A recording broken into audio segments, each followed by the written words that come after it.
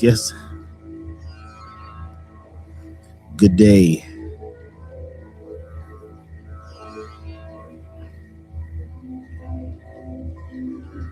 Good new fiscal Gregorian New Year.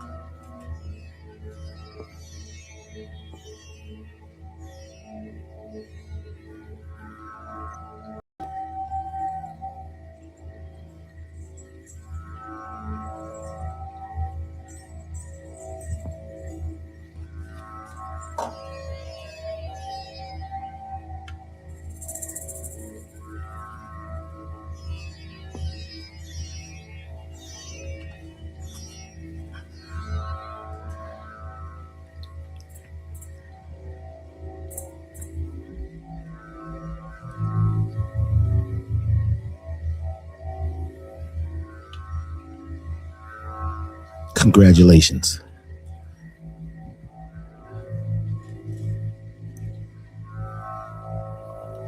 We have made it to experience another day.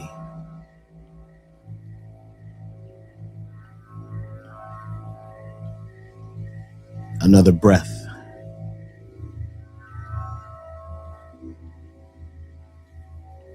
Another time to take in the fullness of this life.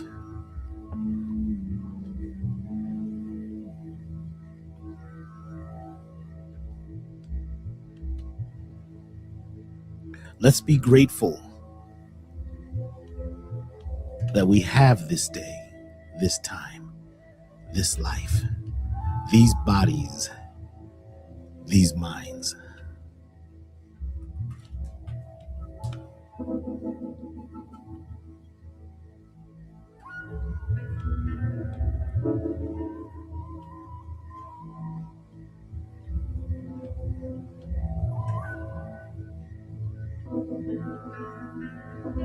Let's be grateful for what we desire in advance. Feel it, hear it, and see whatever it is that we desire as if it's happening now.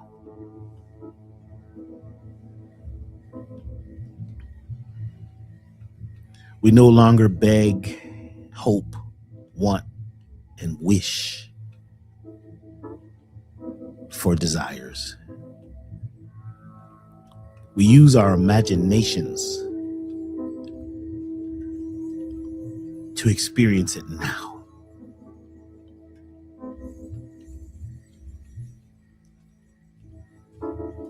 The forever nowness is all there truly is.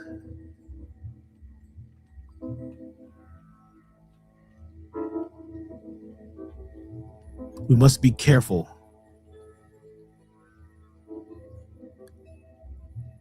and no longer allow the past to eat away at the wonderful experiences of now.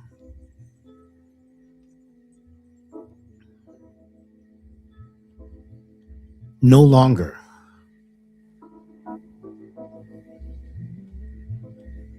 beg for the future to bring us what we have now.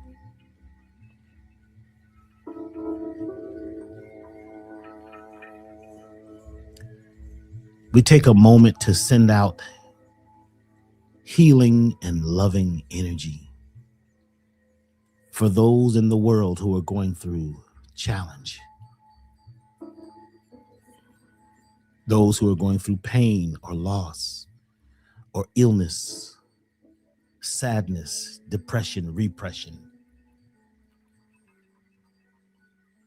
those who have no knowledge of who they can become. Let's take a moment and send out some loving energy.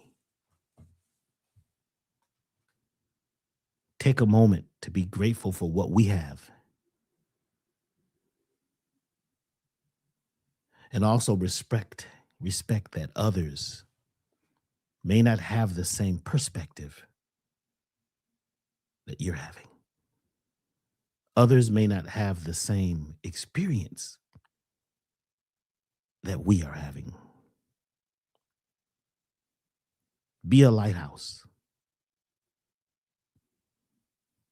Shine your light, even when there's no boats on the horizon.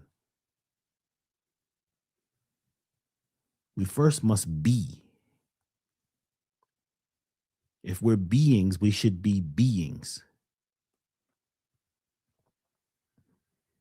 But sometimes we get caught up in the doings, human doings. Today, we remember and create being now.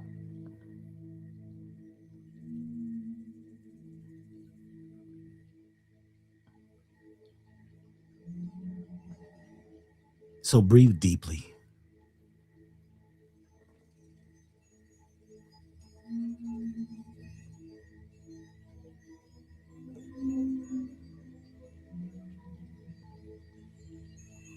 And as you inhale, just imagine that you're inhaling new life, new energy, new experiences.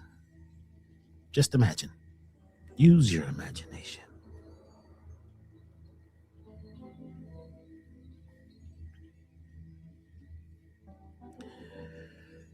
So you inhale deeply in through your nose.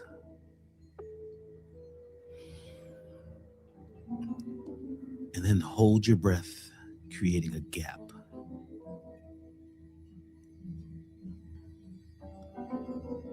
And then let's exhale out through our mouth like we're whistling.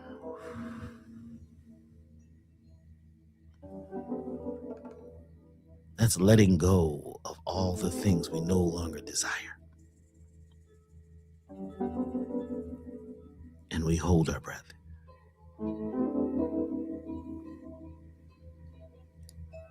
Let's inhale deeply again. Deeply, deeply, deeply. Inhaling new life, new energy, energizing these bodies.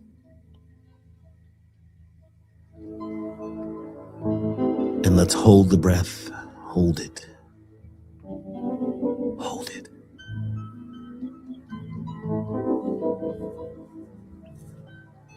And exhale and release. Let go. Let it go. Let it go. And hold your breath once again.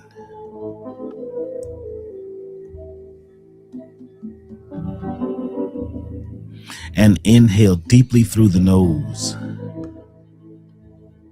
Noticing your breath, feeling your breath, experiencing your breath, energizing.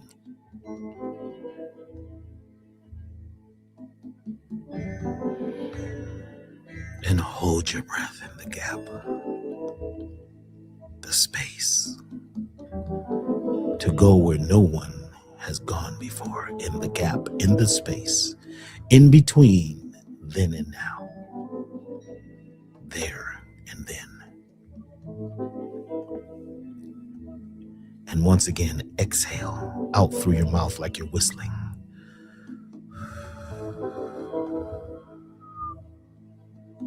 Let it go.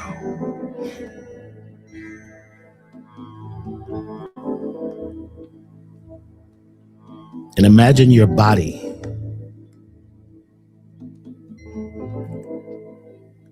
concealed in glowing light. Imagine you are the lighthouse. Let that light shine. It's not a little light, it's a big light. Let that big light shine.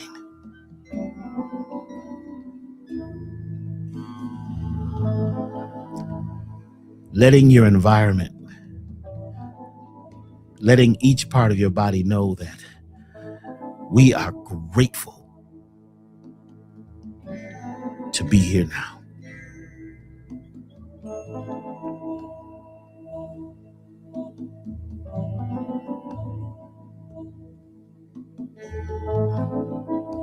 Yes.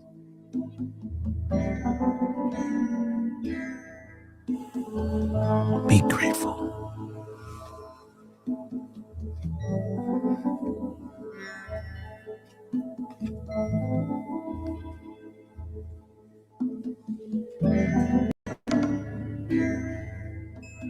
Be grateful. Whatever it is you desire for this, what they're calling 2026, don't project it out into the future.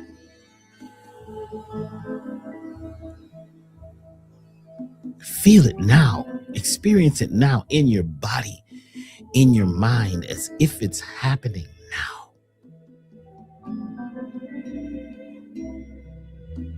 For this is the magic of life.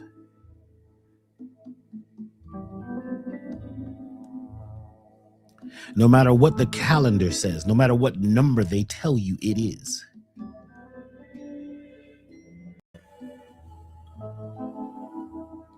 it is your time when you choose your time.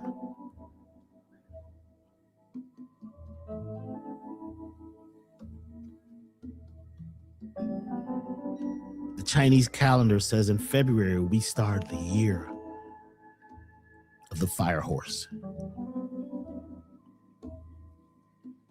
So just imagine you're riding a horse, the horse of life, the energy of life. But this time there's fire. You're burning up all the things that you no longer desire in your life. Because the whole world is in your mind. It's what you imagine. It's what you project. It's what you protect. What are you protecting? Are you protecting things that are just projections and ideas? Are you holding on to things that may be eating you alive?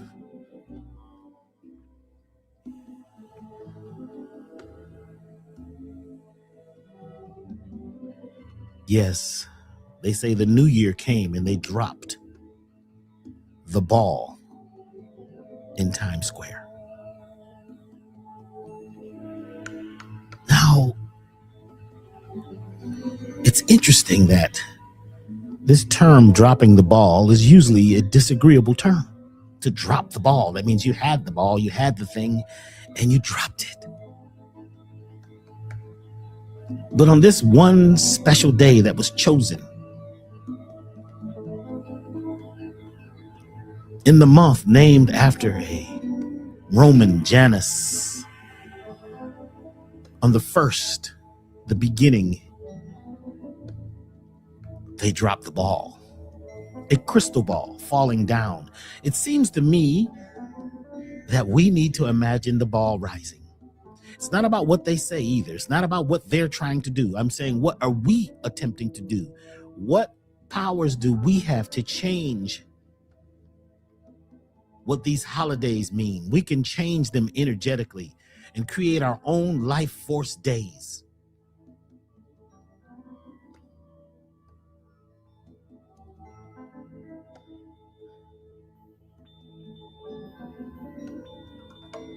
There are symbols that are being used constantly in social media, in television, in news, in commercials, in fashion, attempting to get you to go along with the rest of the flock, the fold. And that's okay. That's not important what they are attempting to do. In this particular vibration, it's about you and what are you creating? Are you ready to take full control of your spaceship? Are you ready to take control of your vehicle? Because you can. You've always had the power in your hands to drop the ball or to raise the bar, to raise the ball, to blow up your balloon, blowing life force into your life, breathing new life while letting go of the old. We've always had that power. We've always had that power. But you have to be careful because there are those who spread propaganda and prop up things that may not be for you. But make sure you don't make those things that they give you by you, where you co-sign with what they have doing, what they have being, what they have coming, and what they're creating and what they're fashioning. That is none of your business. This is the time to truly mind your business and business your mind. And that's how you reach home. The music you're listening to is called I Am Home. It's available at elevationtime.com. The Medicine Music Collective. Tracks that help to remind you. Music that helps to remind you. Sounds and sights and feelings will help you remind you when you are ready to let go of what has been eating you.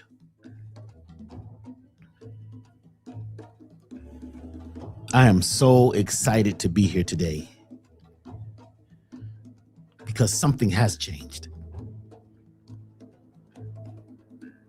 It didn't just start a couple days ago.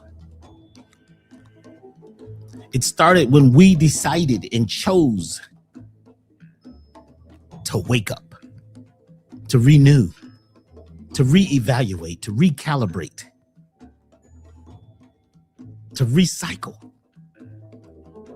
to burn off some of the dross, some of the extra energy that we've been holding on to. We must be accountable and move out of victimhood about what they did, what they're doing, what they said, what they mean. You better get inside yourself and find that spiral, which is called the golden mean. What do you mean? What is your message? Sometimes you got to change the glasses you've been wearing.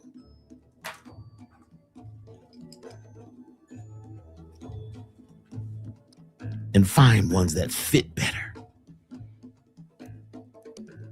Ones that help you see better. The truth.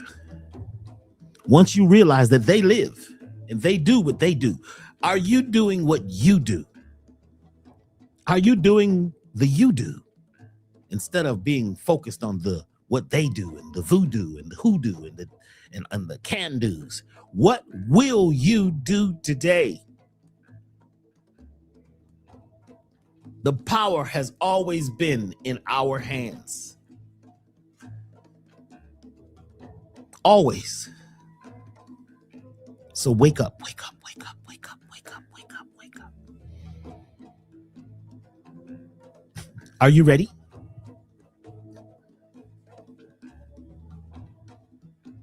Are you ready? Are you willing?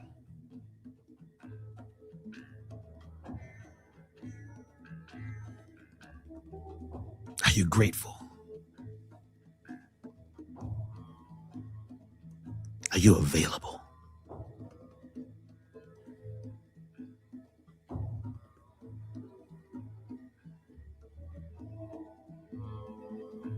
Then let's go.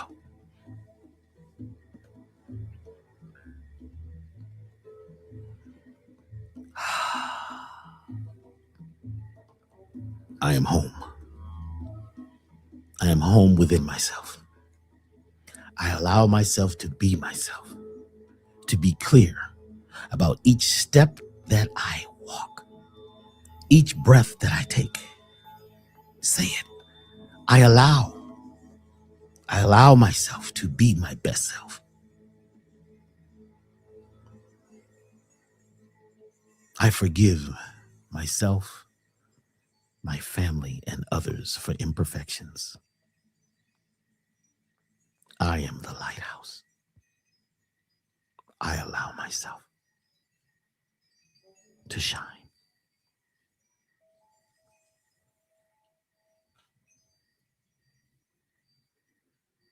Good day to you all.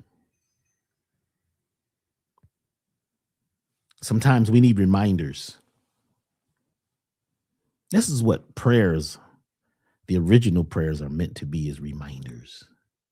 Because you're praying to the universal God within all of us, in everything. You're asking. You're not just asking, you're commanding. So we are grateful in advance for whatever it is we're commanding and feeling as if it's here now. I'd like to thank all of you for being here. Some people got the notice late because we sent it out late. There was so much happening, so much going on right now, so much excitement in the air. You can feel the ions and electricity in the air just dancing. It's not about what they're saying. It's about what you're feeling. Feel it. It's in all of us. There's a wake-up call. This is the big one. I know. We say every year something great is going to happen, but guess what? We sometimes wait for it to happen. We're waiting, and the longer you wait for it to happen, the more weight you're going to gain, and the more weighted down you're going to be.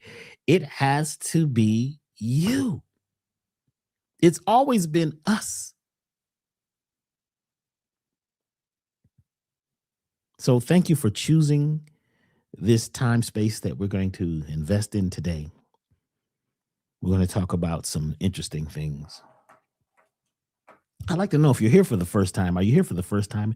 And how did you hear about this? If you're online from another country, another space, another town, another city, let us know where you are. How'd you find out about this? How'd you find out about Dr. B and the Elevation Foundation?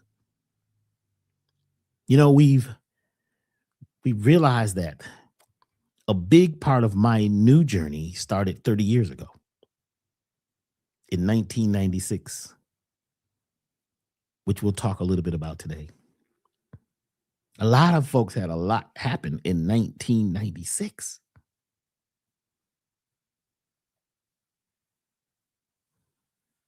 That was a deep, deep year. Actually, every year is deep. And there's energetic changes, cosmic changes, personal challenges, and everything is connected to its opposite. I'd like to thank you all for being here, for supporting, for being a part of the journey.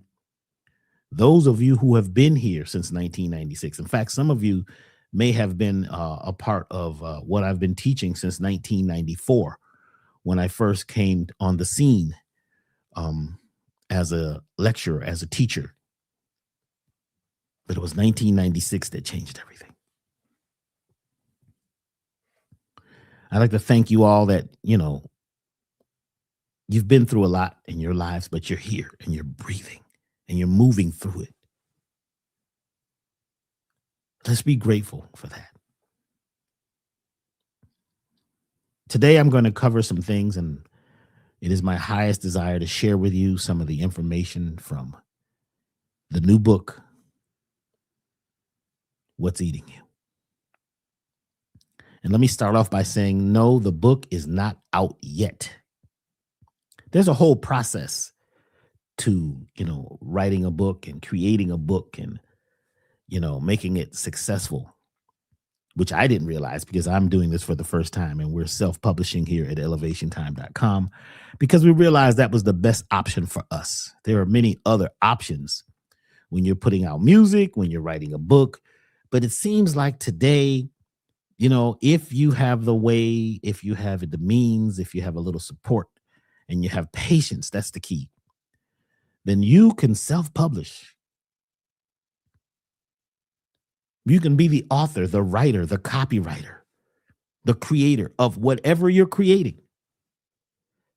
And we don't necessarily have to ask for validation. We felt in the past we had to ask others, what do you feel about what I'm doing? And a lot of times what you're doing has never been done before.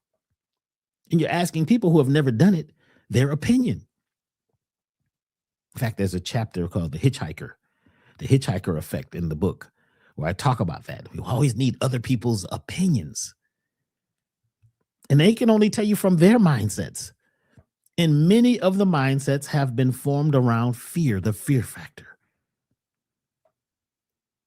People love you in the name of fear. I love you, but I'm afraid. That's deep. Love and fear wrapped together in one. A lot of folks who are in relationships are afraid of what they're going to lose, or even afraid for what they don't think they have in the relationship. I get so many calls and talk to so many people who are not happy and joyful about what they have, so they let it go. And then they find out that that was the best there was. Then they try to go back and it's different now because you just changed up the vibration. Some kind of way we need to go deep inside and find joy about what we do have. And this whole thing about the grass might be greener on the other side. They spray paint, get grass now. They got some stuff they spray on grass to make it look really green. Be careful. We have been under a lot of opposition, but everything is connected to its opposite. So opposition is also created at the same time in the same space as liberation. So I have been studying these concepts for some time. And in 1996, a lot of things changed. And I thought that I'd started writing this book 7 years ago, because that's when about 7 or 8 years ago, I actually sat down and actually began to quote unquote write a book. But I realized, no, this particular book started way before that. And all of us have a book in us. We all have a movie. We all have a story, a poem. We have something to give. That doesn't say you have to do that. I'm just saying we all have a life story that you're living, that other people might learn from. So being a person that sometimes needs things fast, I've been like, wow, when are they going to send me the proof from the book? I need the proofs. When are they going to send me the proof? Because you first have to have proof so you can check it over to make sure everything's okay. There's a whole process of, going over and checking things and finding little things that you might want to make more better. And I got a doorbell ring. And it was the delivery company. And they handed me a box. And I just received the first proof copy. That's what that line is through there. That's a proof. It says it's a proof. It's not approved. It's a proof of the new book, What's Eating You? Break free from mental, physical, and energetic parasites. The journey from opposition to liberation. Wow. And I held it in my hands. And I tried to hold back the tears, but let's get real. This is pretty emotional. This is technically my first real book. Now, somebody hit me up the other day. They said, well, Dr. B, I do have your first book. Well, I had a workbook many years ago. It was like different articles I, copied and, and things like that, and put all together and stapled them. And it was a workbook, but it wasn't an actual book. I now have an actual book in my hand. It is 238 pages of information, experiences, stories, and knowledge that I feel is life-changing. Let me show you the cover here. I think I have it. Yes. That's what the cover looks like when you lay it out flat. I'm attempting to compose myself because this is so exciting to actually realize what has happened here, how this knowledge was not me writing, but the knowledge was writing me. And how this has been a personal breakthrough.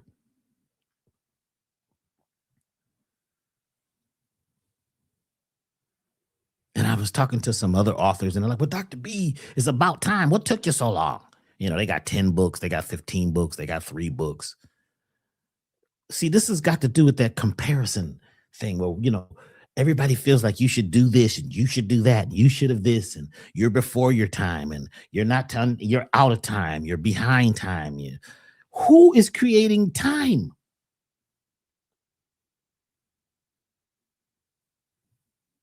Who is creating your time? Who is your time?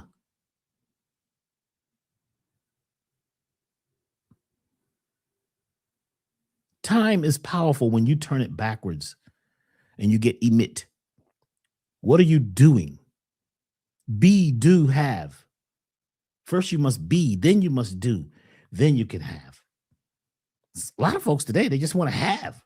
They got apps and they can just push a button. And somebody told me the other day, they said, Dr. B, people aren't reading books anymore. Why are you putting out a physical book? Just put out a PDF.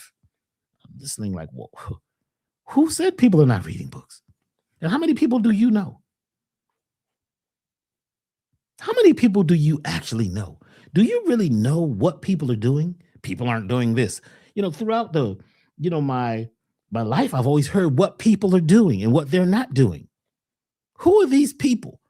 When they keep saying 9 billion, 8, but they don't know how many people is on the earth. So don't listen to that either, because who counted them? I mean, they didn't count me. Well, did they count me? I don't know. There's tribes they're just now discovering. There's beings and people living under the ocean and inside the earth. So when they say the world, they're not talking about the earth. They're talking about the mindset that you know and what has been programmed into you. What do you mean people are not reading books? Have you looked up the actual information of how many people are buying books?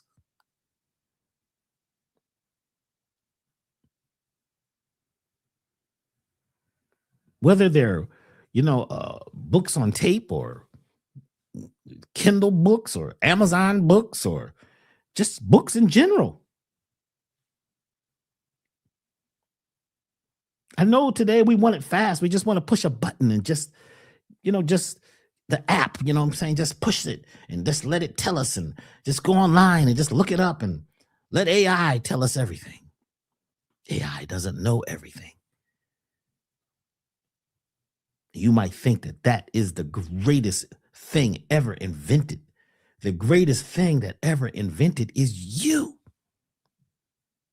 Organic intelligence, analog intelligence, natural intelligence. Not saying we should not use these tools. Like when, we use, automobiles. We don't let the automobile tell us what to do. Even though it can, because you heard about the story about the man who, he went and got the Uber. What's the new Uber? What do they call it? The robot Uber, the Uber bot. And he got in the car and the car locked him in and he told it where to go and it didn't take him there. It took him somewhere way out and it wouldn't let him out the car. Have you heard about this? This is happening more and more because we want to depend on these Autobots, things that can automatically just create an experience for us. There's no experience like the one breathing and living inside you. We cannot allow the world to eat us alive. And that's what this book is about. What is eating you? When you actually touch the book and feel the book, something starts happening. You could take the book and put it in the bed next to you and go to sleep. Do you know your subconscious mind is reading the book? Did you know that? That's why you got to be careful what's in your bedroom and what's around you, because your subconscious is traveling past your physical mind. It's what's in the environment. This is why in your room around you, you'd like to have things that are conducive to what it is you desire. What is your goal? What is your goal for this 2026 or whatever they're calling it? Somebody said, well, the real New Year starts in March. Yes, it does. What you call the real one. But for a lot of folks, the real one is 2026 on the calendar, the fiscal or the Gregorian New Year. That's real for them. So don't argue with them. That's their business. But something does shift when the masses shifts, and the masses has shifted. So we use both, the fiscal and the actual. Use it all.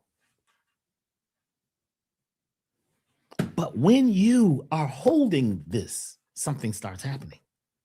Because there's nothing ever been written like this. I can tell you that. I opened it up. I just opened up to certain pages and I'm just like, where did this come from? This book is channeled. And I'm going to tell you why I say it's channeled.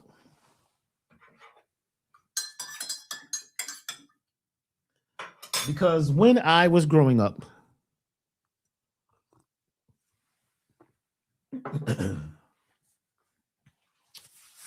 in this place called Hartford, Connecticut,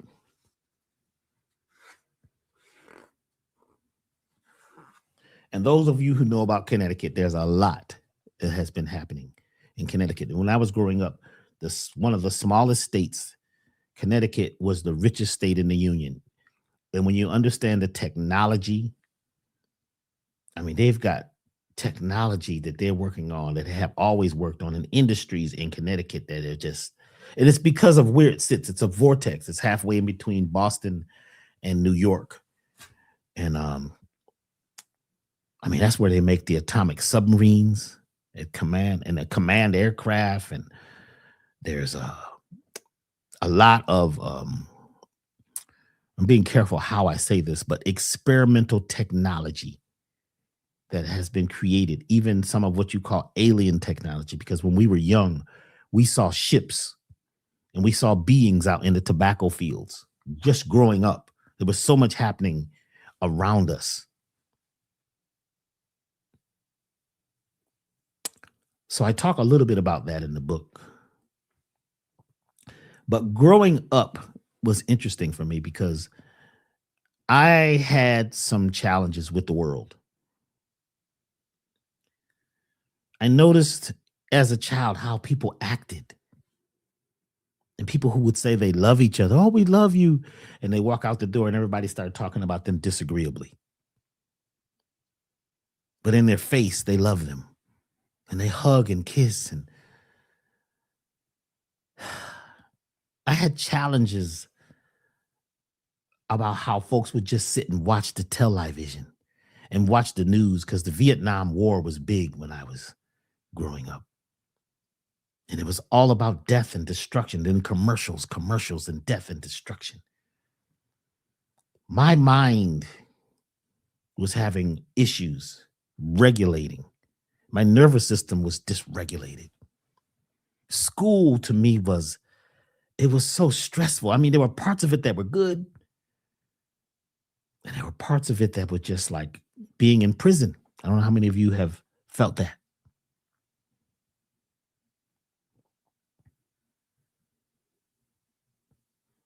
I felt like I was being conditioned to work somewhere in a plant, to be just a blind follower. Some of the subjects didn't make any sense. They said I had dyslexia. Dyslexia. Lexicon, words, language. I was dislanguaged. I had dyslanguagia. Little did they know, I was a liberator. I was a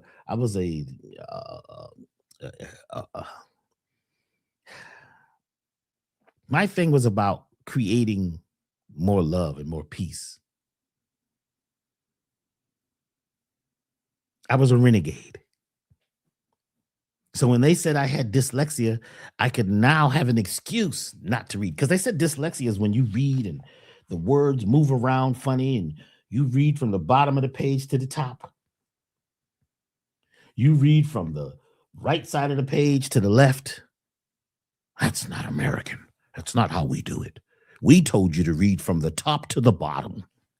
We told you to read from the left to the right. You study ancient societies and you find out that is not the way many of the ancient people read. It's not the way they wrote. And then, with dyslexia, words move around, letters are upside down, numbers are backwards. And I did experience this because it's just words move funny for me. And reading, they would ask us to read. Like you said, I got dyslexia. Why are you going to ask me? Little Mr. B, will you get up and read for us? You know damn well that I'm going to be stuttering and stammering. You're just punishing me. You're just punishing me. Why?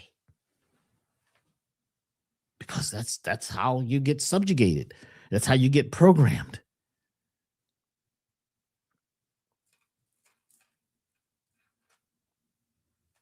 That's how you learn how to follow and just pledge allegiance to the the flag.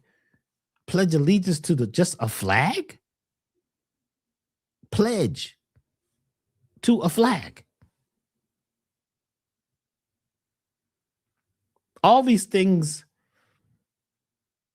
putting your hand over your heart and saying this prayer. We used to have to do that.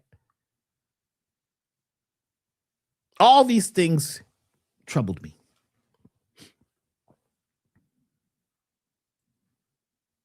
They said I was retarded. I was retarded. They used to whisper that, but I would hear them whispering that, he's a little retarded. Someone would say, well, he's slow. I used to sit in my bedroom in between my dresser and my bed.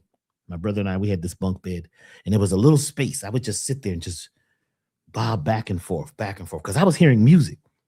I was hearing the sounds of nature. I was hearing the bees and the hum. I was hearing the flowers talk. I was hearing my dog talk to my mind. I was involved with life. I was electrical. I was on, and they thought that, something's wrong with him because he's acting dyslexic. He's dislanguaged. He's not acting like the rest of us. Now they call that, autism. You don't talk. You don't respond. You don't act the way they want you to act. And now we find that a lot of folks that they say are autistic are actually geniuses. So many geniuses may have been artistic and autistic at the same time because they don't talk and act and walk the way the system says that you should. The way the leader says you should, the way the landlord says that you should, the way the governor, the principal, the president. So you get punished to be different. I was very different. So as I was writing this book, it was challenging because my childhood came up. I deal with the subconscious all the time. I talk to folks about, how the subconscious works and the programming and how to break spells. But I teach what I am learning. A lot of us who teach, we're teaching what we're learning. It's not like we have it and we're 100%. I am not 100% of anything. You can't be.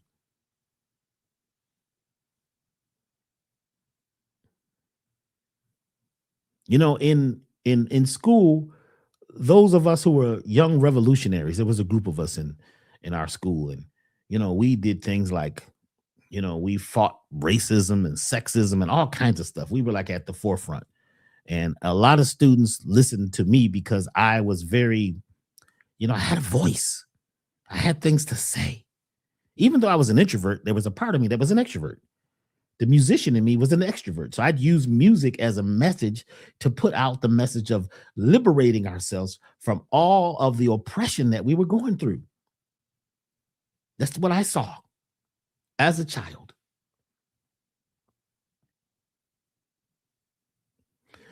So it was in my head that I could not ever be, because, one teacher, I talk about that in the book, told me that I was unteachable. And I'd never amount to anything. I'd never be an intellectual. I'd never be a leader. Another teacher told me I'd be pushing a broom all my life. They tell you this stuff when you're a child, and, up to 7 years old, everything is just being programmed from the environment. You're being programmed through repetition, these things about you, who you are, what you should be, what you can do, what you can't do, what's impossible, what's possible. I remember they had, what was it? They had, what's the day called when they come to the school and tell you about all the different opportunities there are for you out there? It was, I can't remember what it was called. That's how deep I am. I forget this kind of stuff. But you walk into the gymnasium and they've got, over here they're talking about you can be a janitor, and and you could be a secretary, and all the different things. Career day, that's it. Thank you. Career day. And the careers that they had, and it was interesting. Certain people who were like the A students, the honor roll, they have the role of being honorable because they got A's and above. They went into a different room for career day. I don't know what happened over there because they wouldn't let me over there. I went in the room where it was refrigerator repairman, plumber, electrician, carpenter. And they also have one, they did have computer programmer that was in the room too. Computer programmer. Wow. That was career day. That was it for us. That's all you got to look forward to. There was no entrepreneur day, no entrepreneur career. Nobody talked about being an author, a writer. They didn't even talk about being a musician. And I used to always hear, you're never going to be, musicians, it's all about drugs and rock and roll. My thing was music, because I knew that music was the universal language and music was something that everybody listened to. And I could touch the world through music. What about music? Some of the wealthiest people on the planet are musicians or creators or writers or composers and publishers. Think about what the stuff that they told you and programmed into you through repetition that you must choose to break. When I started writing this book, when I physically sat down 7 years ago, this was a challenge. I'd start, I'd stop, I'd erase, I'd lose. Hard drives got lost in the old computer. I mean, so much happened. There was so much opposition. Am I going to be, how should I say it? And I don't know. I wasn't taught how to write. So I would just have ideas that I just blot them out. I'd write them down or I'd record them. And they didn't go together. They want what they call contiguous. Is that the word? Contiguous? Is that the word? Contiguous, where things are all flowing in an order. It wasn't like that. It's just blots, bloops, blams.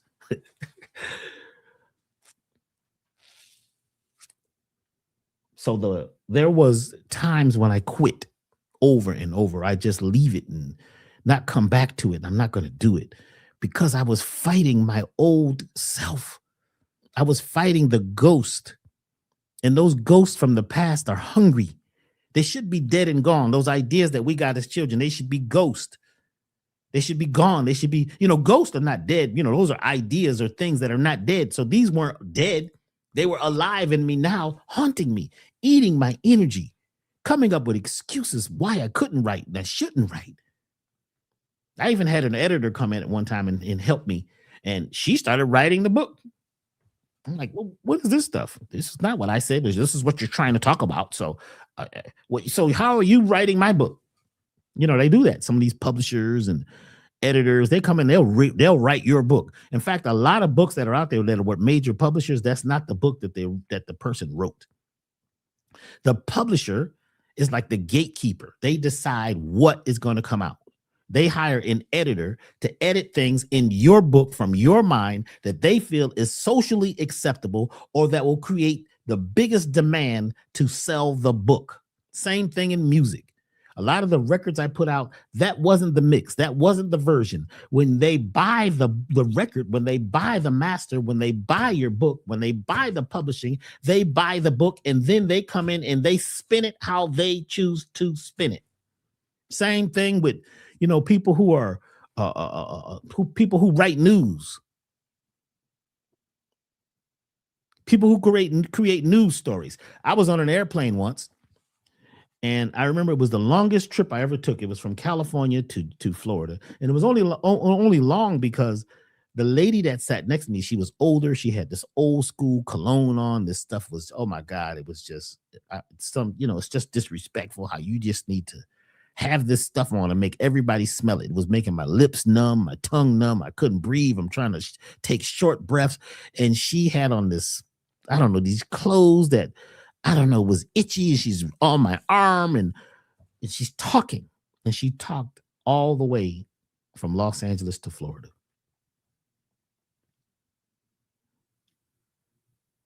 And what's interesting, when I got to Florida, I was going to a music conference, and we were working on a record deal, and we were trying to negotiate a deal that had never been negotiated before. And I was like a day late. I get there finally after I get off the plane with this lady who wore me out. I had headaches, you know what I'm saying? I had all the issues you have, what they call that.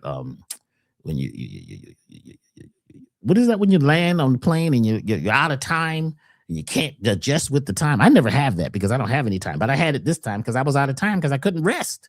because the lady was arresting my mind. I go to the beach where there's people are having this convention. I walk up on the beach. The man from the people from the record companies were there. They ran up to me. I did one of the largest deals ever done in 4 minutes on the beach in Florida. I didn't even have to say too much. Yeah, jet lag. I never have jet lag, but the lady was lagging my brain. She was dragging my brain. But it was a huge lesson here. I get off the plane. I make this huge record deal. No one had ever done a deal in hip hop this big before. And it took about 4 minutes. I didn't have to negotiate with the people. I told them what I wanted, who I was, and how this was going to go. And they said, okay. And I left. And I got back on the plane a couple days later. And remember now, this is the important piece of this. The plane ride from Los Angeles to Florida was extremely long. Going back, I sat down next to this guy. He looked like he was a hippie. He had tattoos and earrings, nose rings, probably had rings other places too. That's his business. And he's sitting there typing. And he's looking out the window. He's on his computer and he's typing. I said, hey, man, you're working, man. What's going on? He kept taking these little pills and he was sniffing a little something. I don't know what that was. And I said, hey, man, he says, how you doing? I said, what are you, a writer? He says, yeah, I'm a writer. I said, what are you writing? He says, the news. I said, what news? I work for a major news, and I'm talking about the major news, outlet. I said, what are you writing? He said, the news. I said, well, what happened? He says, what do you mean what happened? I'm writing what's going to happen. What do you mean you're writing what's going to happen? I'm creating a news story. You're creating a news story? He said, yeah. You know how they say these stories and more? It's a legal statement. This has all got to do with the book, y'all.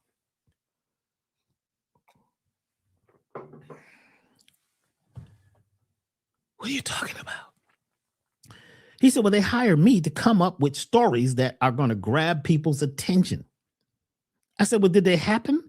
He said, well, somewhat. Some of these things kind of happened, or they're old pieces of things that we put together with future things. And we're very creatively crafting the mindset of people to attract people who would like to advertise on that channel.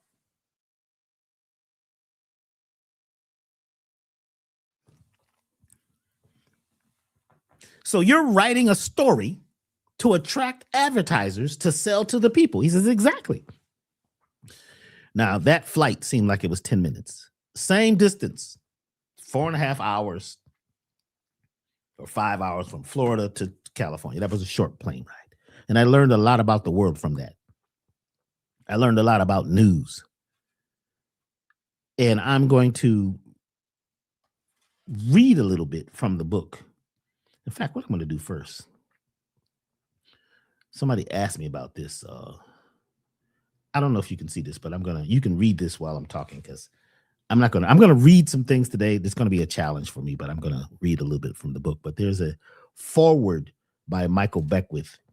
And I'm just going to take a few seconds and let you read that. If you can blow it up on your screen, if you can see it well. That's the foreword that Michael Beckwith wrote that blew my mind. And just give me a second. I'm going to take a quick pause as you read the foreword.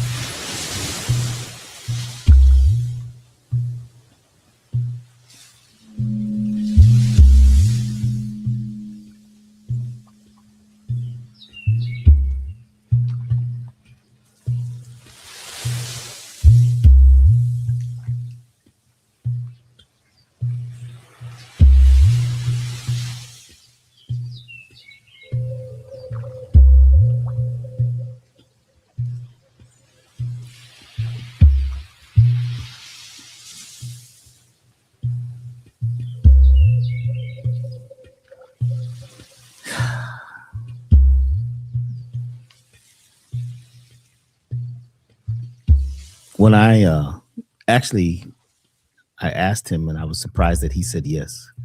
You know, he won the spiritual leader of the year with Forbidden Knowledge, or the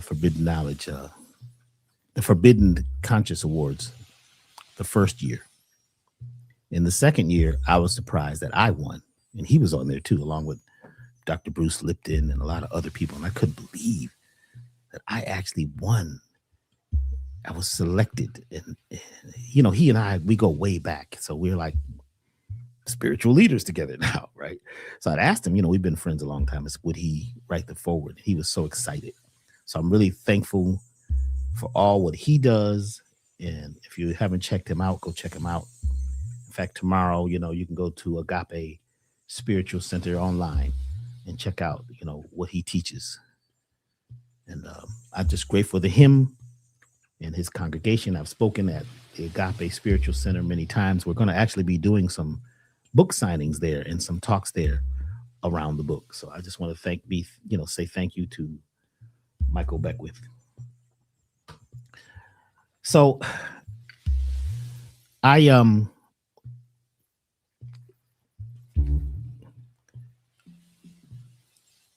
I'm having a whole moment while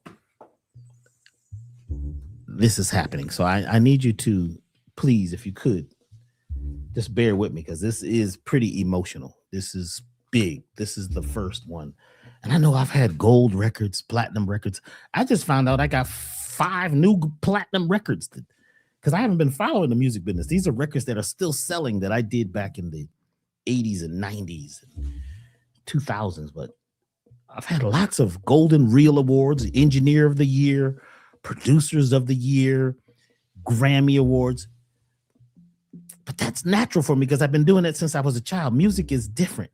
But to be a publisher now, to be an author, to be a writer, to be a copywriter, and to break the spell of my childhood, that's just the deepest thing. You know, and I know my mother and father and grandparents and ancestors, they're proud right now because I had to break through of what was eating me. The book was about what's eating me, what's draining my energy.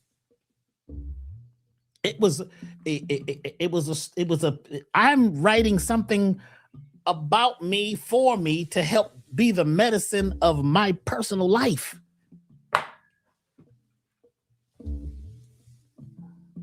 And I remember the day in the moment when I was done.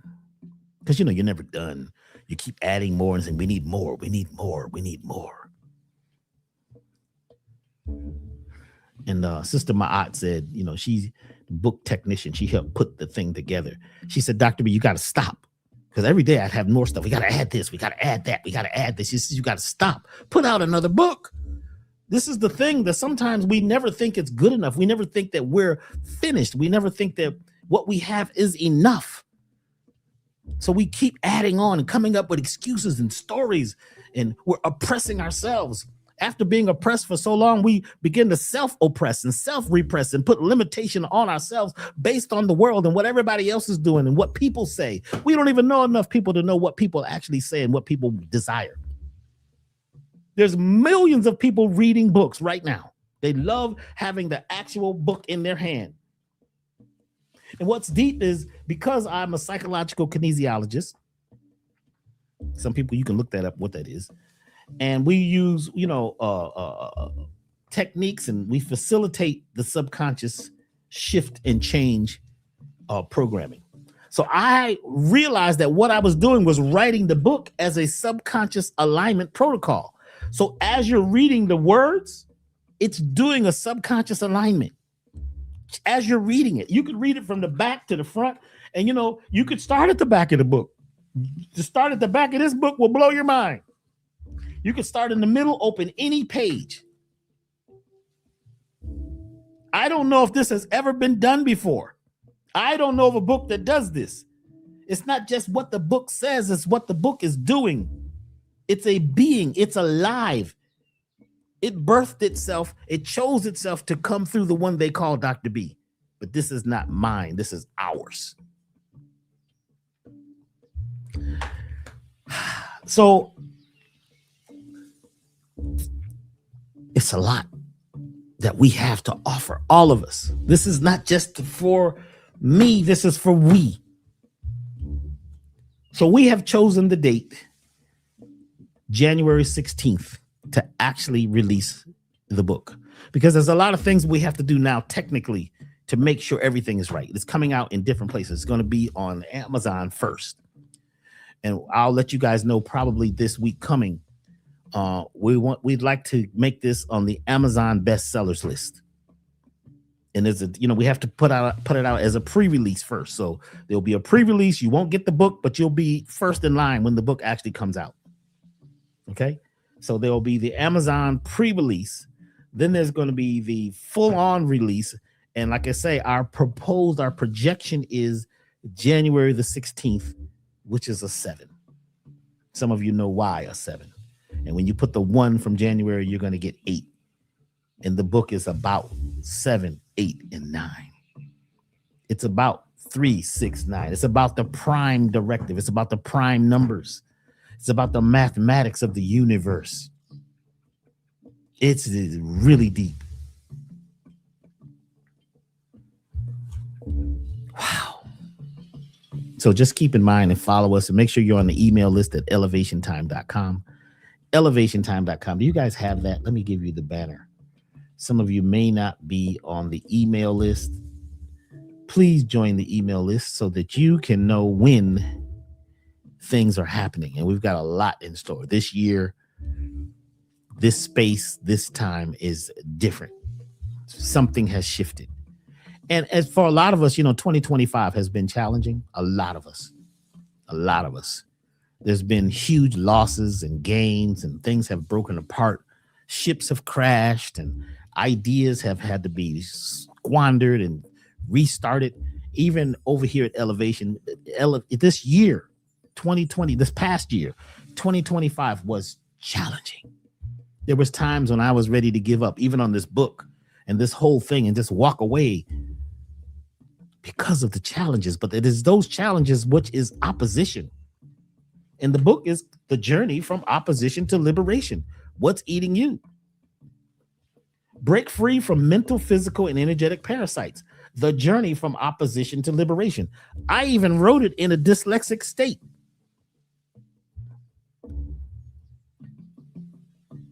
How many words can you make out of what's eating you? There's words in there, within the words, within the language, which will help to reprogram, deprogram, and balance your mind and your nervous system. Okay? Is this good or good? So here's what we're going to do. I'm going to bring up a slide.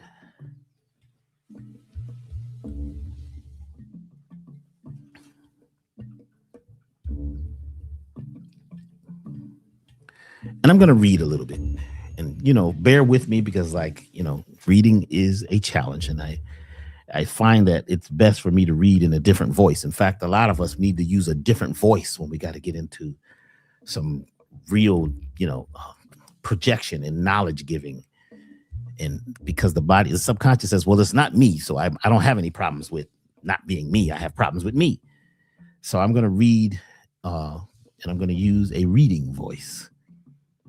This is from chapter 1. And every week I'm going to be reading, different pieces of the book, and, up to the release date. And somebody said, let me know when it's available. It's going to be available on the 16th, but there will be a pre-release that will be happening probably starting next week, a pre-release on Amazon only. But the book will also be available at elevationtime.com. And there's going to be different versions of the book and different options to purchase the book in many different ways. And there's a package that we're putting together that's never been done before, a way of selling not only book, but music, because there's a musical soundtrack with the book. There's a whole soundtrack with the book. This is just really exciting. So let me go ahead and make my page a little bigger, zoom in. Okay. From chapter 1. One of my favorite pastimes was watching sci-fi while eating Neapolitan ice cream. colorful sugary cereal, cheesy popcorn, potato chips with some dip, or other deliciously unnatural, non digestible snack. Back then, we had no idea how unhealthy our lifestyle was. But at that time, but at the time, it was normal to me. The TV commercials seemed to jump off the screen. And these short stories informed me of how many products our family needed to make our home a happy, whole, and normal part of society. I remember one day thinking that most people I watched on TV who had nice things were living the American dream. They didn't look like me or anyone I knew. Well, except Aunt Jemima and Uncle Ben. In my creative young mind, I imagined they were my distant, wealthy relatives I hadn't met yet. So I ate as much of their products as possible to support them. Early on, I recognized that the 5, 6, 10, and 11 o'clock news seemed to be of the utmost importance to the adults in my life. This thing they called news had them hanging. Get it? News, hanging. On every word those news broadcasters spoke. I renamed it the noose. The news was the topic of most discussions between my family and their friends. When the winter trench coat wearing, let me say that right. When the winter trench coat in the summer wearing weatherman, Walter Cronkite, was on the TV, the adults in the room received him as if he were a rock star. Somehow he magically held their undivided attention. I wondered how this man could stand in the 115-degree heat in Vietnam, yet wear a winter trench coat. He was buttoned up tight to the neck and did not break a sweat. I remember bringing this up to my father, asking, "How is this man not breaking a sweat?" I was told to stop being foolish and was sent to my room to do homework immediately. Focus on getting good grades, he demanded. Grow up and be intelligent. Back then, I thought he was chastising me for joking while the 6 o'clock news was on. I was joking a lot, but this was a serious question. Later, I realized that my mother and my father were very perceptive and were trying to teach me valuable life lessons.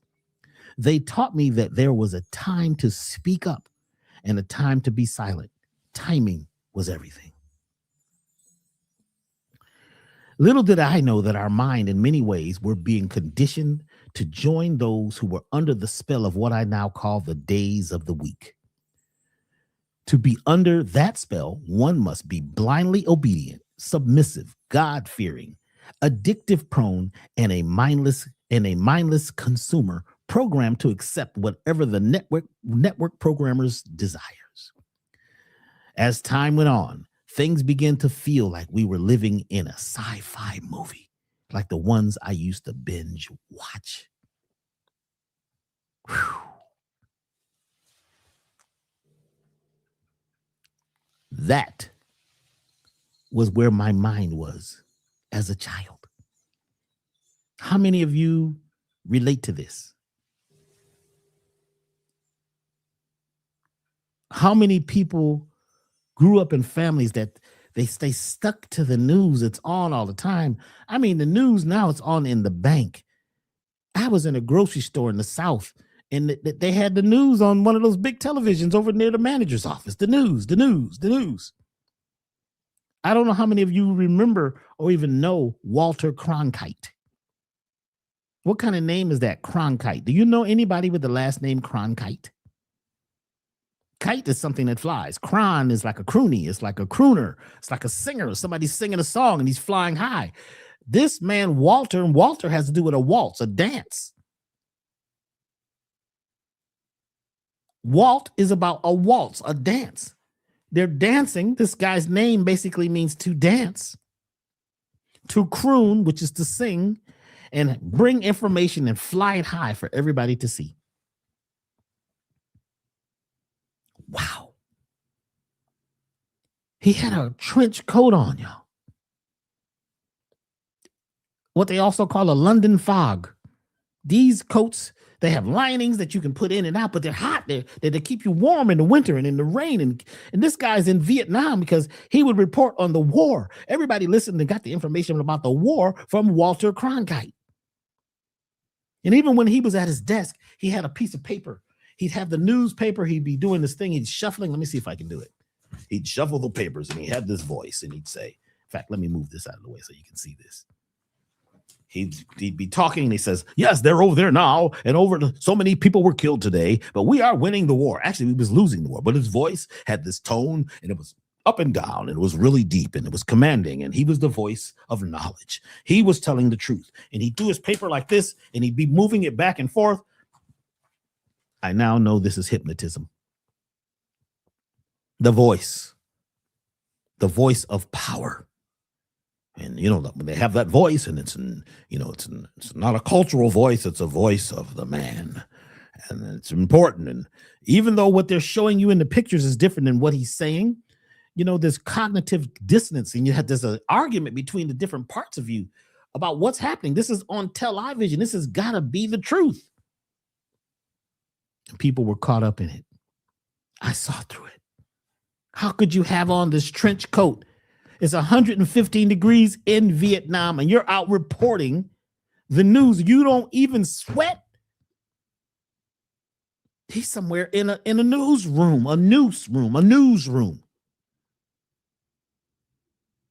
One of the things that is eating us is the news.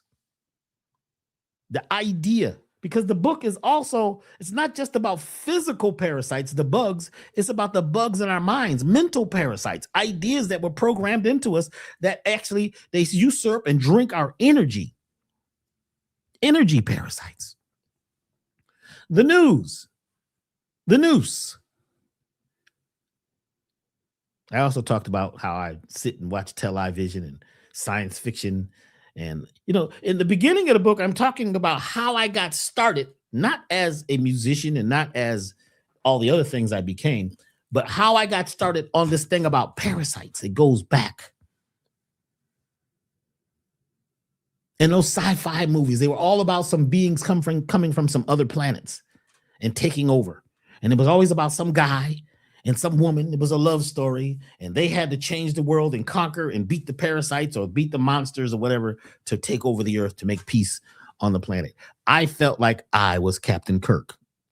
I felt like I was the one who came to do this. Little did I know my mindset after repetition of watching these shows over and over, it was programming me to be that. I was crystallizing my imagination to be a hero, to help other people. And I became a helper. Now, we got to be careful because sometimes we get to a point where we begin to help too many people who didn't even ask for help. And you can very easily end up with what we call chronic servitude syndrome. I have had a bit of that. I talk about it in the book, trying to help and push people and trying to convince people of stuff that they didn't even want to hear. I've learned to leave people alone. If you're not into this, it's okay. Some people say, well, Dr. B, it's interesting because Michael Beckwith, he read the book and he said, man, bro, I have never read anything like this before. This is my mind. This is a mind blower. He says, this is going to clean the cobwebs out people's minds.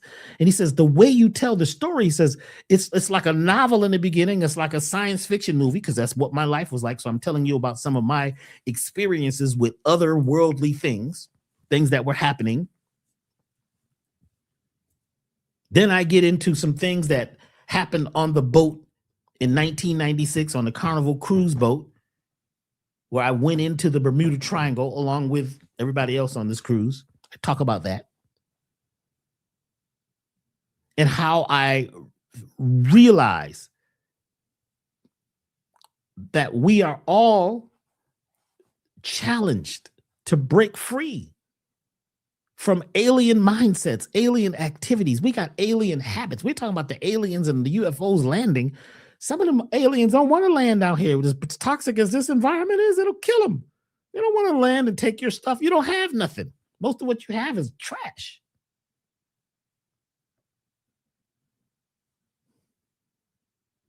So I start off, talking about what has happened in the early days. I'm going to read now. I'm just going to read the chapters, the names of the chapters of the book. There's 22 chapters, by the way. So there's the foreword, there's the preface. Chapter 1, the early days. Chapter 2, the messenger. Whew. Man. Chapter 3, mystic voyage. Chapter 4, the prophecy. Chapter 5, what is a parasite? Chapter 6, it's all in your head. Chapter 7, dreaming awake. Chapter 8, the mycelium connection. Chapter 9, a small bittersweet bite of history and the Western medicine machine. I don't know. I may have to move to a mountain and hide out after never mind. I'm not going to say that. No, cancel, cut, delete, and clear. It's the truth. Just speak the truth and say it clear. Chapter 10, germ warfare. Chapter 11, vital nutrients. Chapter 12, physical parasite eradication. Chapter 13, intra and extra terrestrials. Chapter 14, psychic pathogens. 15, mental parasites. Chapter 16, who or what is wearing your genes? Chapter 17, linguistic parasites. Chapter 18, subconscious alignment protocol. Chapter 19, breaking free from what's eating you. Chapter 20, the days of the week. Chapter 21, the inner revolution.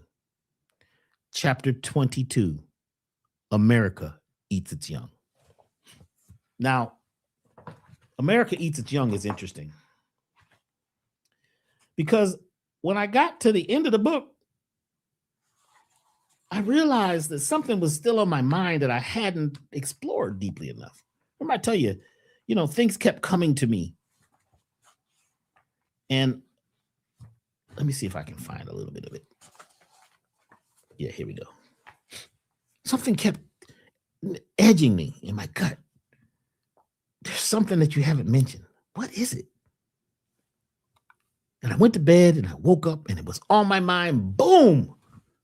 George Clinton had an album, I think it was the first Parliament album, no, Funkadelic album. It's called America Eats Its Young. And when I was young, in those days when Walter Cronkite and all that was on in 1972, this album comes out, double album set, and I have it tacked to my wall over my dresser in my room. Got psychedelic lights, they had the, all that. I had all that in my room, the blue lights and the infrared and the, never mind, neon stuff. I was into all the psychedelic stuff. And I realized George Clinton had a song in an album, America Eats Its Young. And it had, when you open the album, the back of it was like a big dollar bill. So it was about commerce. It was about banking and control. And it had the Statue of Liberty eating babies, eating people. It was like Dracula. It was like America Eats Its Young. Now, the song didn't have lyrics. It was mostly, instrumental. So I didn't know, what do they really mean by that? But I had my own mindset. And I'm going to read just a little bit from this chapter. I don't have a slide, but I'm going to read a little bit of chapter 22. So bear with me. America Eats Its Young.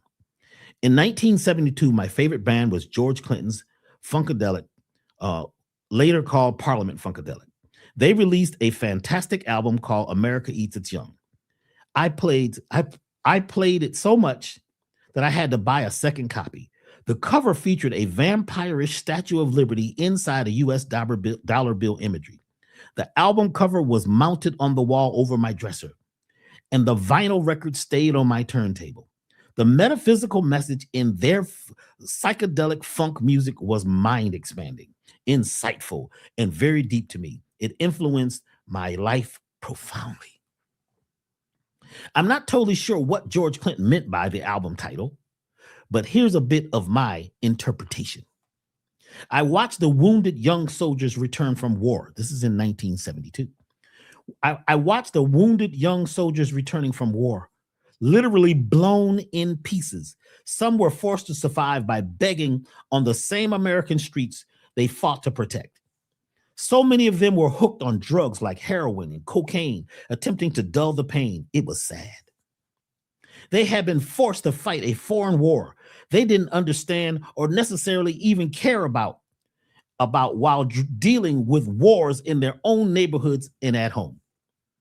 They were being used, eaten, and thrown away by old, greedy, heartless politicians and parasitic banksters. I was 15 years old. Some people say, I know how old he is now. And rapidly approaching the draft age. I remember being asked the question, how does this small country named Vietnam, how does this small country called Vietnam threaten the most powerful nation in the world? One of my relatives who was served, you know how they say they served in the military? I would say he was served because when folks came back, they had been eaten. One of my relatives who was served in the military said it was secretly about massive gold deposits and alien technology, both discovered in Vietnam, that the American Vampire Republic wanted full control of. Back at home, people used drugs and food as an attempt to escape the horrors of being witnessed, the horrors being witnessed on all fronts.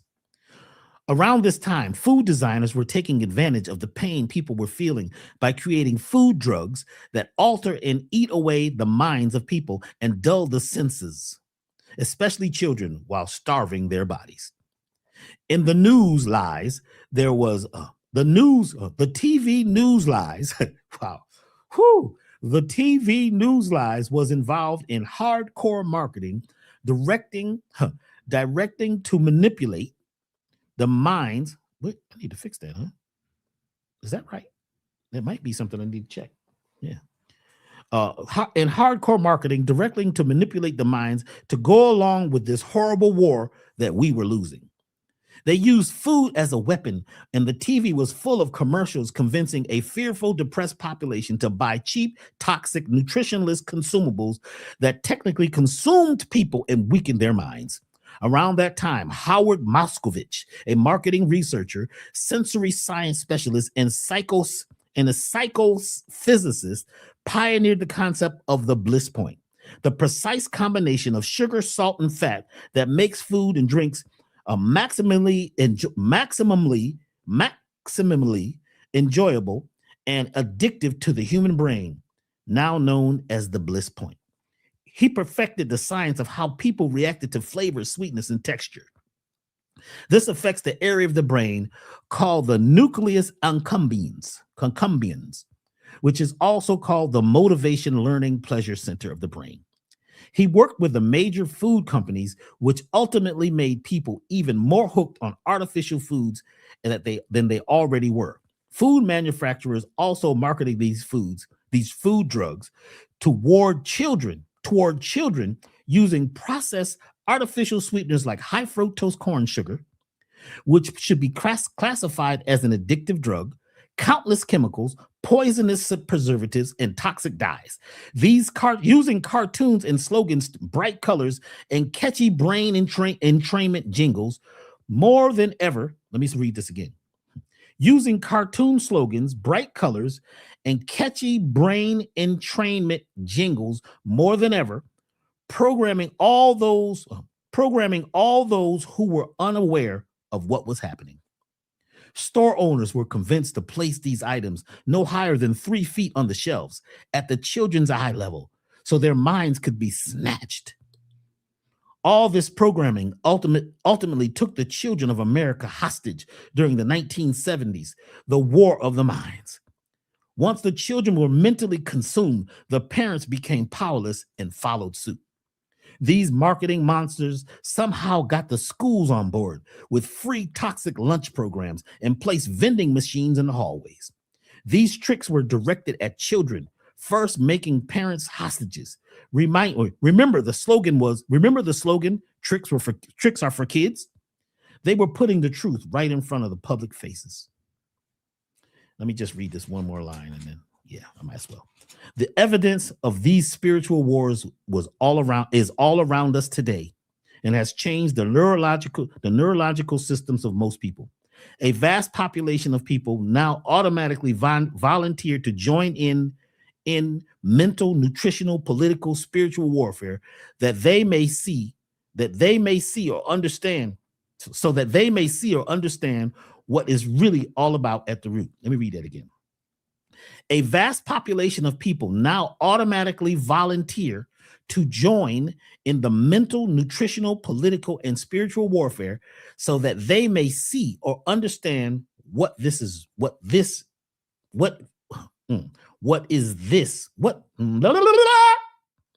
So they may see or understand what it is really all about at the root. Notice I said this is a subconscious alignment that's happening in the words. I'm saying things specifically in a way which is different than most people normally read.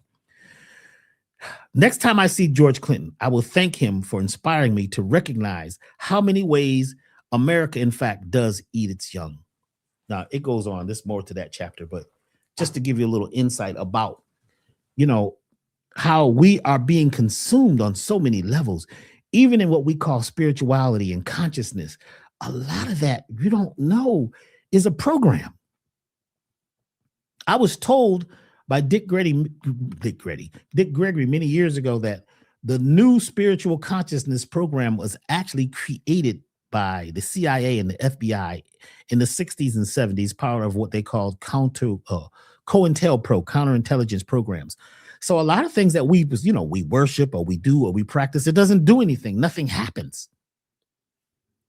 So you got these things, you wear these clothes, we got this talk. And what happens? How many people are really finding empowerment in manifesting things?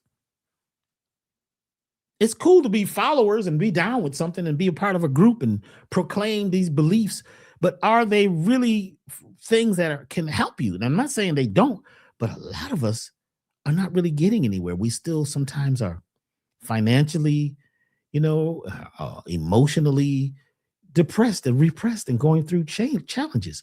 I'm not saying that these programs that they don't have something good in them. Even all the holy books, they have something good.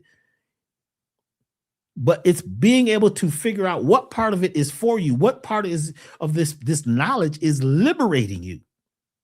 A lot of it is about opposition. Our parents, they were teaching us the best they knew. We could be mad and say, well, they didn't teach me this. They didn't teach me this in school. That's because that's up to you. Not everybody's going to make it. That's why insects and plants and things make so many seeds and so many eggs, because most folks aren't going to make it. Most folks are just going to go along with the system and never wake up. But some of us, we just need a push. We need a couple buttons pushed. This book is going to push some buttons. I'm pushing buttons in this book. And,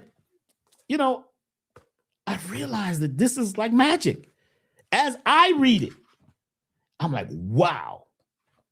I got chapters about that I've got sections that talk about the battle for dominion, sugar, what sugar is really doing to us. We talk about Alzheimer's. Do you know we've had some really good outcomes from what they call cancer, Alzheimer's, heart disease over the last many years? There's so many new approaches. And some of even this, like we talk about parasites on a deep level in the book. And, I talk about how, a lot of folks feel like they're, the parasite formula that most people are pushing out there is it, or even these little devices they got that's supposed to, electrocute the bugs. I've studied them all. I've used them all in the lab. We get deep into how to truly eliminate mental, physical, because if you can't eliminate the physical parasites without eliminating the mental parasites, the spiritual parasites, they all work together. It's not just take some stuff and get rid of the bugs in my colon. These are systemic. That means that they're throughout your system. And the system was created by parasitic beings. The oppressors were parasitic. In fact, a lot of those people that came over here, I talk about that in the book too. They came over here to what we call North America. And they came over here and they created this whole new system and they took over. And, you hear about these wars, right?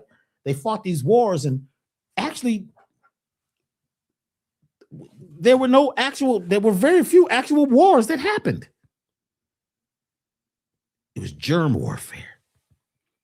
They brought the bugs from the Black Plague, the bubonic plague, and the zoonotic diseases of living in the hull of a boat for months and months to get here with animals, sleeping with animals, and the smell and the funk and the disease.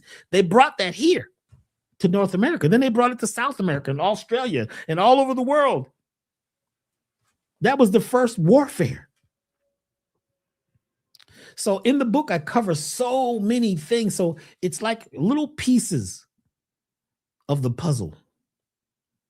And it had to come out now. It couldn't, even though I was upset with myself, I was mad at myself, and I gave up, and I said, it's too late and people are not ready for this. Everybody's talking about parasites. Everybody's talking about parasites in the way that the parasites want them to talk about it. Did you hear what I just said? Everybody who's talking about parasites now may just be talking about parasites from the parasite's voice, getting you to use some stuff that actually makes them stronger. You need to know, what is a biofilm? What is that? How do you get rid of a biofilm? What is that? What about the plastic in your body? What about the probes and things that are in your head that come from other realms? What about the aliens? We talk about the aliens in the book too, and encounters that I've actually had, and what these things are here to teach us. Because everything that seems to be an enemy or disagreeable can be a teacher. Every disease can be a teacher. Every issue that you go through in life that seems to be a challenge or a struggle can be a teacher. Once you realize you've got to stop being a victim. Whew. So when the book actually comes out, there's going to be many ways that you can purchase it. And there's going to be an audio version of the book. There's going to be you can buy, if you want to buy several books, there'll be a discount if you want to buy several books to give out as friends. Because this is great gifts just to have it. Just people don't have to read it. Don't make them read it. Just give it to them. We'd like a lot of you to start book groups, Facebook groups about the book, talking about it, and spread this to the world. This could only happen now, because this is what's going to create our liberation. This is just the beginning of something really, really big. And I'm just glad to be here right now to offer this for the first time ever. And I'm going to go to each week. I'm going to read a little bit more from the book and share some more as we get closer. And even when it comes out, I'll still be here, giving you, this information. So this is episode 2, Behind the Book. And my highest choice is that this information is helping you and that you're getting ready, and you'll be willing. And we'd like to all get involved. Well, I'll let you know when. So go to elevationtime.com, get on the newsletter so we can all make this a bestseller with Amazon. And I was even told by a very powerful writer, a person who's written many, many books. They said, this is going to be a Times bestseller. Now, I don't know what that means, but it is about the times. So it will be a bestseller in these times if we all get behind it. I know that it's really helped me. It's helping me every day. And I'd like to thank all of you for being a part of this. And before we go, I'm going to talk about the sale that's happening right now. There is a 2026 sale. There is a discount code.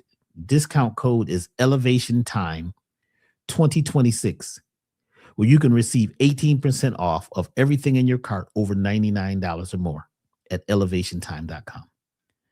That code is Elevation Time 2026, no spaces. That code is going to be up along with the sale until Sunday at midnight, Sunday at midnight. That's this Sunday, which is, let me say, because some folks are watching on YouTube and they'll be watching it later. Today is 1/3/2026, January 3rd, 2026. So that sale will be good and that code will be good. There's sales on the site too. Let me just show you really quickly before we go. So the elevated total body program is for, dealing with your parasites, your systemic parasites. It's cleansing, your whole entire system. This is the elevated total body program, which is different than the total body program because this one deals with the mental, spiritual parasites. This one deals with the superbug, called toxoplasma. There's another one that is related to malaria. And there's also a parasite called uriplasma. And that one is deep. Uriplasma and toxoplasma work together. One controls your brain, and uriplasma helps to control your sex life and who you are intimate with and why you're intimate with them. The elevated total body program. Let's clean up. And if you have somebody that you're mating with or dating with or relating with, it may be best if they do the program too, so you don't have cross-contamination. So this is the big program, our number one seller all over the world. And then there's another version called the total body program.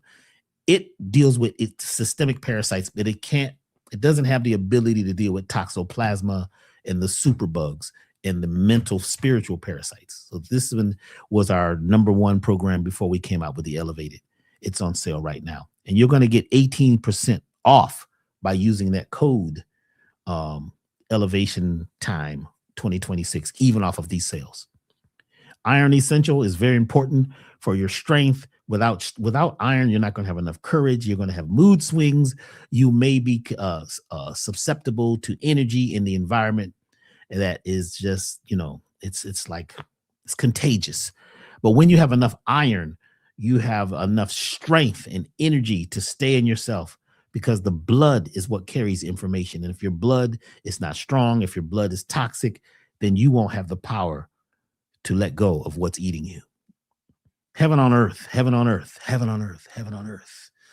It's going to be important. Read the book. Get your stuff now, because when you read the book, somebody told me, they said, Dr. B, I got to stop. I was letting my friend read a couple chapters, and he was like, bro, I got to stop. I got to go get my heaven on earth. When is it coming? When is it coming?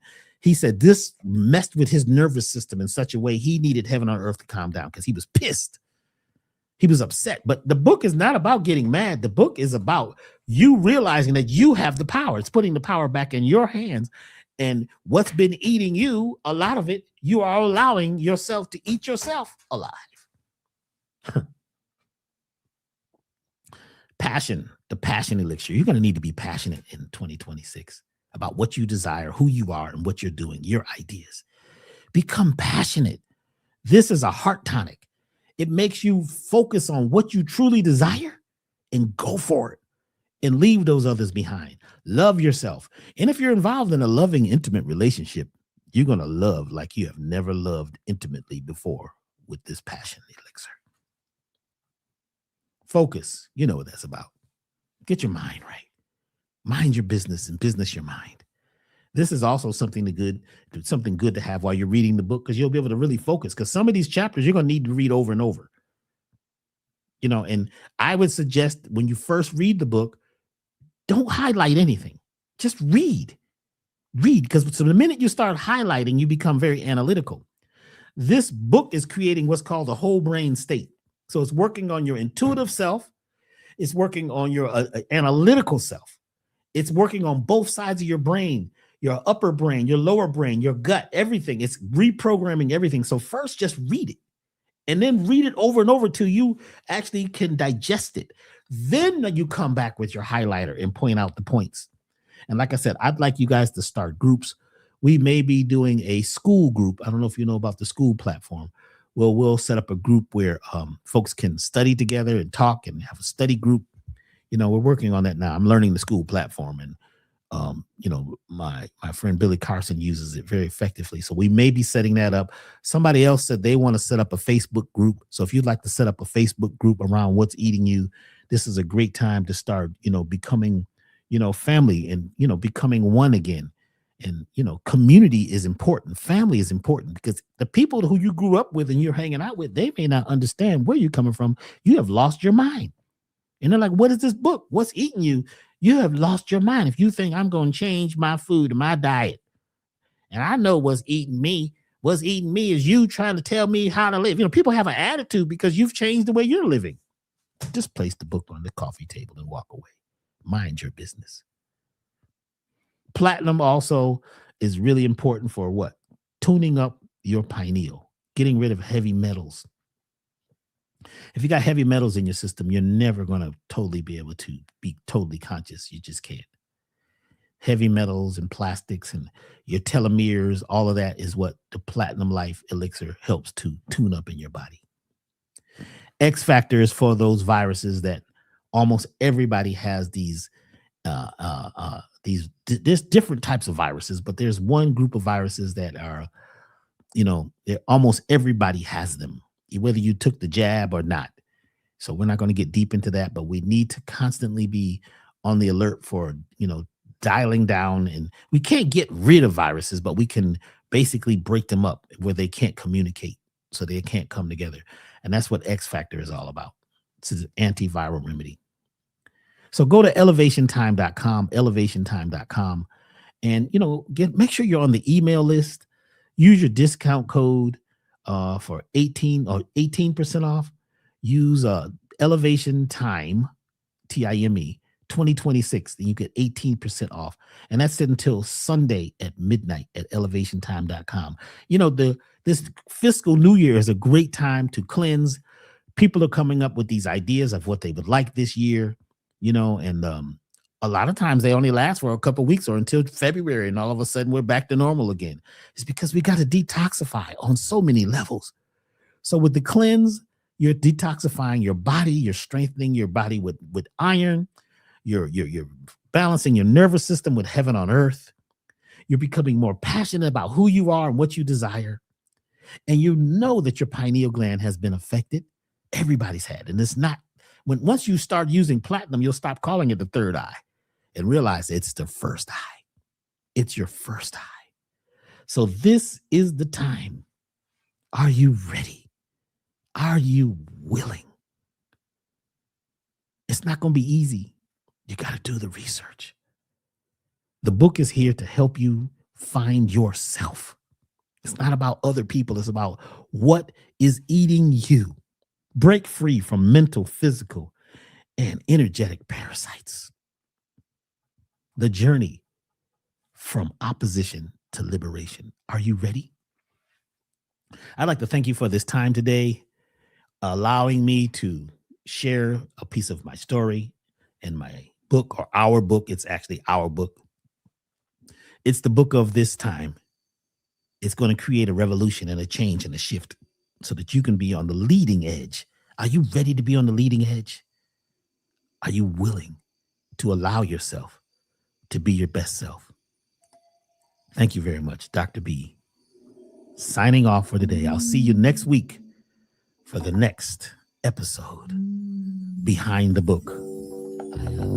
What's eating you?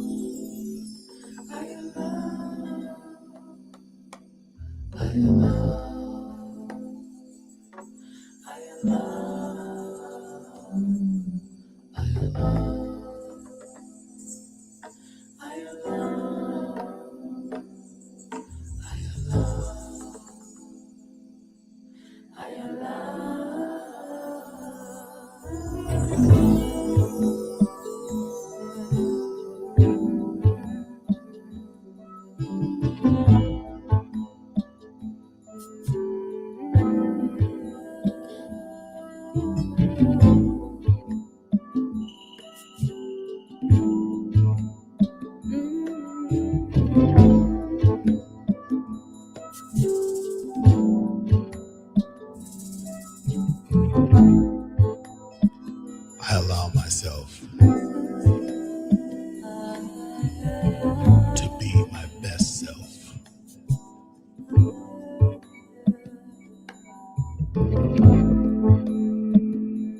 To be creative.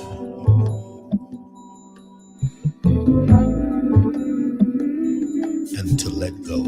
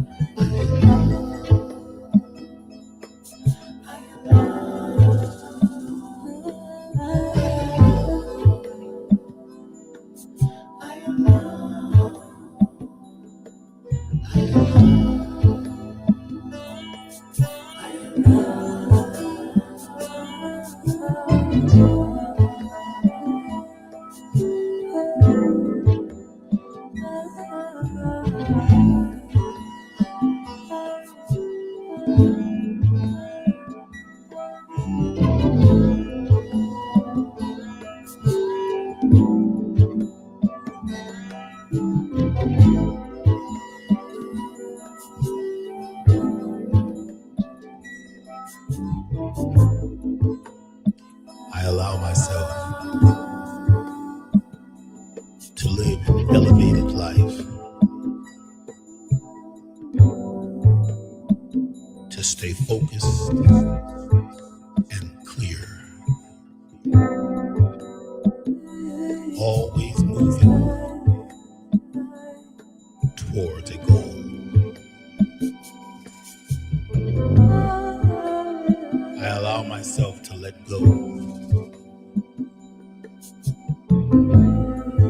and to learn to live and to grow.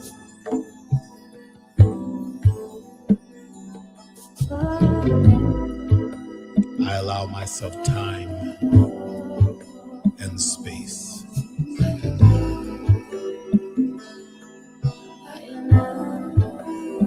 I allow.